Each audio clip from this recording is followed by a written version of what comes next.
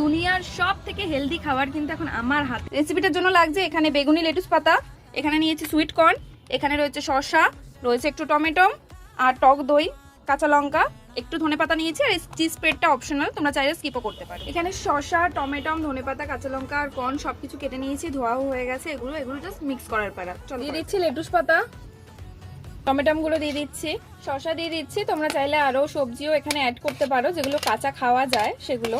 কুচি করা কিছু কাঁচা লঙ্কা নিয়ে নিয়েছি, এগুলো পাতাগুলো উপর দিয়ে ছড়িয়ে দিচ্ছি। কর্ন দিয়ে দিচ্ছি, এগুলো কিন্তু সুইট কর্ন। সামান্য গোলমরিচ গুঁড়ো ছড়িয়ে দিচ্ছি ওপর থেকে। এবার দইটা দিয়ে দিচ্ছি ওপর থেকে, স্প্রেডটা দিচ্ছি। এটা কিন্তু পুরোপুরি অপশনাল, বারবার বলছি। জাস্ট সবকিছুকে মিক্স করে নেব ভালোভাবে।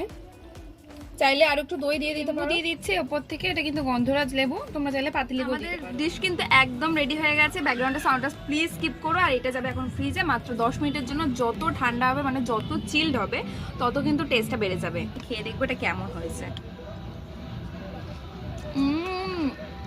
দারুণ দারুণ গাইস, বানাতে কিন্তু একদম ভুলো না।